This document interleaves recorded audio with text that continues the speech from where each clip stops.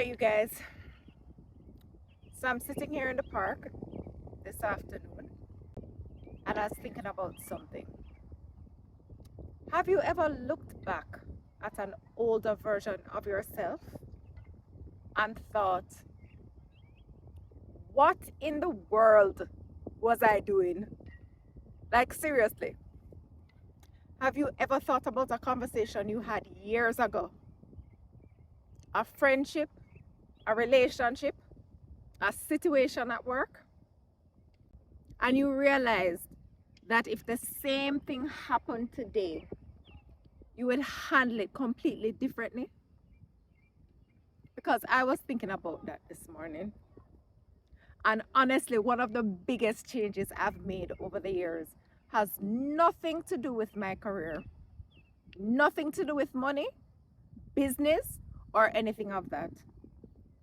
It's emotional maturity. Now, before we get into this conversation, let me tell you something.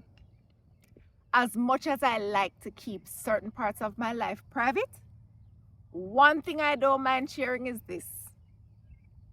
I was not emotionally mature. Not even close. In fact, I didn't even know what emotional maturity was. I thought I did. But looking back now, I realized I had absolutely no clue.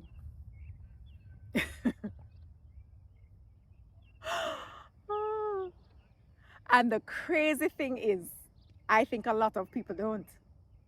Because emotional maturity isn't something they teach you in school.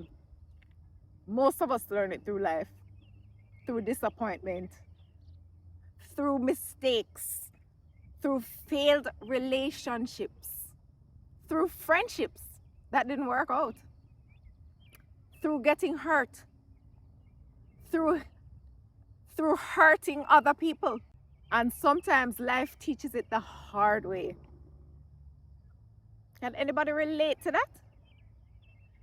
Can you think of a lesson life had to teach you more than once before it finally clicked? Because I know I can. And what I've learned is that emotional maturity has very little to do with age. I have met emotionally mature people in their 20s, and I've met emotionally immature people in their 60s. So age isn't the answer. Time isn't the answer. Experience isn't even the answer. Some people go through the same lesson over and over and never actually learn anything from it. What emotional maturity really is self-awareness. It's being able to look at yourself honestly. Let's be real. That's not easy. It's much easier to look at everybody else. It's easier to point out what somebody else did wrong. It's easier to blame. It's easier to justify. It's easier to explain. It's easier to tell yourself why you reacted the way you did. But emotional maturity forces you to ask a different question. What part did I play in this?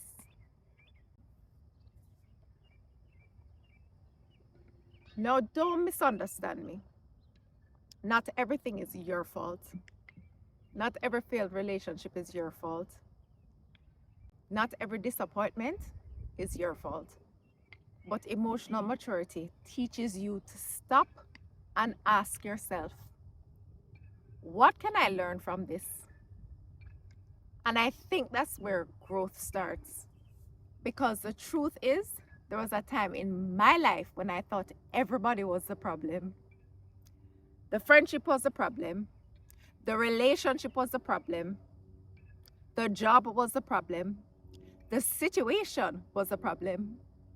And sometimes they were. But sometimes I was contributing to the problem too. And that was not easy to admit. Have you ever had one of those moments? One of those moments where you realized, maybe I'm not completely innocent here. Those moments are uncomfortable. but they're powerful because growth usually starts with discomfort. You know what emotional maturity looks like? Thinking every disagreement is an attack, getting defensive every time somebody gives you feedback, needing to win every argument, holding grudges for years, always needing the last word, refusing to apologize, reacting before thinking, sending a text message and regretting it 5 minutes later. Let me ask you something. Have you ever sent a text message and immediately wished you could pull it back? Because I think every single one of us has. And that's what I've learned. Not every feeling deserves a reaction. That lesson alone changed my entire life. Just because you're angry doesn't mean you need to respond immediately. Just because you're hurt doesn't mean you need to make the phone call. Just because you're disappointed doesn't mean you need to send a message. Sometimes the most mature thing you can do is absolutely nothing, at least for the moment. Sit with it, process it, think about it, because emotions are real. But emotions are also temporary. And when you're emotional, everything feels urgent. Everything feels like it has to be handled right now. Most things can wait. And I've learned that most of the mistakes I've made in my life happened because I reacted instead of responded. There's a difference. Reacting is emotional. Responding is intentional. And emotional, mature people learn the difference. Another thing emotional maturity has taught me is this. Everybody isn't where you are, and you're not where everybody is. People grow at different speeds. People learn lessons at different speeds. People heal at different speeds. Some people are still operating from wounds they've never dealt with. Some people are carrying things they've never addressed. And some people are fighting battles you know nothing about. And once I understood that, I stopped taking everything so personally. Now, don't get me wrong. I'm not saying excuse the bad behavior. I'm not saying tolerate disrespect. I'm not saying let people mistreat you. Not at all. What I'm saying is that understanding people and tolerating them are two completely different things. You can understand somebody and still have boundaries. In fact, I think emotional maturity teaches boundaries. Real boundaries. Not the kind people post on social media. Real ones. The kind where you stop arguing with people who are committed to misunderstanding you. The kind where you stop trying to convince people of your worth. The kind where you stop chasing people who clearly don't want to be caught. The kind where you protect your peace. Have you ever gotten to the point in your life where peace became more important than being right? Because I think that's where a lot of growth happens. When you stop needing validation, when you stop needing people to agree with you, when you stop needing everybody to understand your side, that's freedom. And honestly, I think that is one of the biggest signs of emotional maturity. Peace.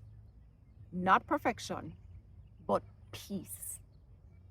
Because emotionally mature people aren't perfect. They still get angry. They still get hurt. They still get disappointed. They still have bad days. They still have moments where they want to react. The difference is they don't let every emotion control them. And that's something I'm still learning. I haven't mastered this yet, not even close. There are still situations that frustrate me. There are still situations that hurt. There are still moments where I have to remind myself to pause before I respond. But I'm better than I used to be. And honestly, maybe that's what growth really is about. Not becoming perfect, just becoming better than I was yesterday, better than I was last year, better than I was 5 years ago, better than the version of yourself that used to react to every single thing. So let me ask you one final question. When you look at your life today, what lesson do you think your life is trying to teach you right now? Patience, boundaries, forgiveness, self-respect, emotional maturity? Because whatever lesson keeps showing up in your life, there's a good chance life is trying to get your attention. And maybe the breakthrough isn't in changing everybody else. Maybe the breakthrough is in changing how we respond. Think about that. If this resonated with you, drop a comment below and let me know. What does emotional maturity mean to you? I'd genuinely love to hear your thoughts. Thank you so much for spending a few minutes with me today. I appreciate every single one of you. And until next time, watch it unfold.